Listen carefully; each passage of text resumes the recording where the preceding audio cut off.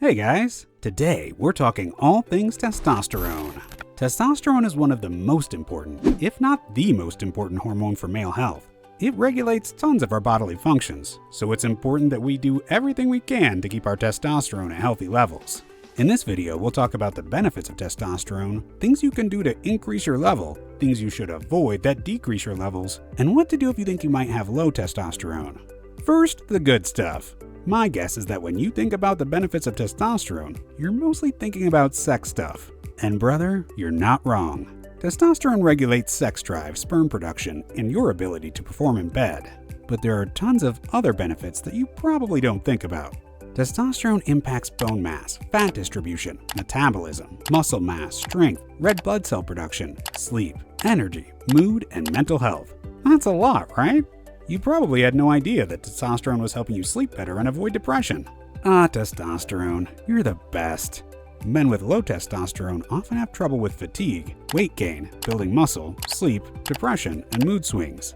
Now, there are some men whose testosterone is too high, and there are side effects from that as well. Those include aggression, acne, infertility, swelling in the hands and feet, mood swings, weight gain, and prostate enlargement. Yikes! No one wants an enlarged prostate. If you've had a prostate exam, you know what I'm talking about. Getting the doctor's hand up your butt is zero fun. However, that's not most men. Most of us are looking to maintain our testosterone so we can be happy, have tons of energy, and have lots of awesome sex. So how do we do that? Here are some tips. Number 1. Watch what you eat and drink. When it comes to things that sap our testosterone, there are a bunch of factors that are very difficult, if not impossible, to control.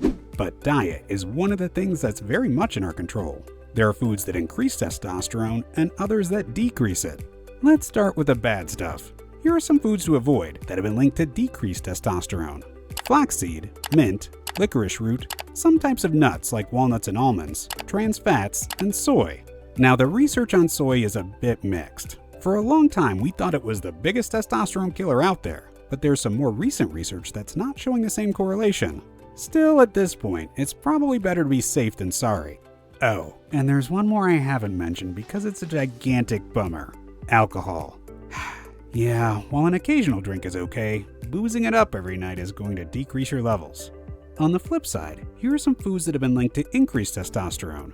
Onions, garlic, foods with lean protein like beef, chicken, eggs, tofu, nuts, and seeds. Fatty fish like salmon, tuna, and mackerel, and other seafood. Spinach and other foods with lots of magnesium, pomegranate, and fresh fruits and vegetables. You've probably noticed the trend here. In general, healthy, natural foods are going to boost testosterone. Eating healthy will also positively impact your weight, which is also a huge key, because obesity is a testosterone killer. On average, obese men have 30% lower testosterone levels than normal weight men. That's not good. In his book Estrogeneration, Anthony J. talks about several factors that dilute our testosterone, fertility, and health due to something called estrogenics. Estrogenics are substances that mimic or interfere with estrogen in the body. Prolonged exposure to estrogenics has been shown to disrupt the hormonal balance inside the body, lowering our levels of testosterone as a result. One of the things Jay writes about are estrogenics in food. He notes that Europe has taken a big interest in regulating estrogenics in food, while the US has not. Europe has vastly superior standards compared to the US in terms of food production, and when you compare our obesity and health metrics, it makes sense. Ideally, you want to limit processed food to a minimum and opt instead for natural whole foods that are maintained in healthy environments. And keep away from sugar, soda, or pop, depending on where you're from. Shout out to the Midwest, which will help you keep a healthy weight. Which leads us to our next point. Number 2. Hit the gym, dude! Exercise, especially strength training, has been shown to increase testosterone. So get off the couch and hit the gym, my man. And of course, exercise will help keep your weight down and keep you from becoming obese. There are other lifestyle changes you can make as well. If you smoke, it's time to quit. Over time, it decreases your testosterone. And also, it's pretty gross and very unhealthy. Women don't want to make out with you if you smell like an ashtray, and smoking cigarettes is the quickest path to an early grave. Increasing the amount of sleep you get every night and decreasing your stress levels are other lifestyle changes that can help as well. Okay, so far we've talked about things that we mostly have control over. So let's talk about some that are harder to control.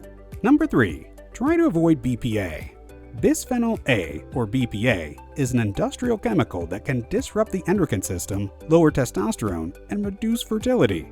The problem is that BPA is all around us, and it's tough to avoid. BPA is found in plastics, water bottles, keyboards, phones, plastic bags, and canned foods, to name a few. A study published in Science Direct in March 2019 found that receipts contain an unholy amount of BPA, 30 to 100 times more than the EU recommended levels, in fact. In his book, Jay recommends looking for labels on plastics that read estrogenic free. If you can't find estrogenic free plastics, you can look for labels that read no BPA. However, these plastics could still contain alternative chemicals that could have a similar effect. Here are some other tangible steps you can take. First, don't carry receipts in your wallet. Second, stop drinking from plastic water bottles. Buy a metal or silicone water bottle that's BPA free that you can wash and reuse. And bonus, it's better for the environment too. Finally, try not to carry your cell phone in your pocket and distance yourself from your phone when you're working or sleeping. In addition to the BPA issue, research has shown that long-term exposure to the radio frequency electromagnetic fields can decrease testosterone. Okay, at the risk of making you paranoid, there's one more issue we need to tell you about. The water we drink can also decrease our testosterone. That's because a lot of the water we drink today is recycled from wastewater treatment plants. While recycling wastewater is, of course, much better for the environment, the problem is that 60% of women are on an oral contraceptive. This makes their urine contain estrogenic compounds like EE2. Our water also contains other forever chemicals that can impact testosterone. While scientists could remove these chemicals from our water, the process is expensive, which is why wastewater treatment plants don't do it. Ideally, these plants would use reverse osmosis systems with UV treatment and remineralization. This would remove these chemicals and remineralize the water.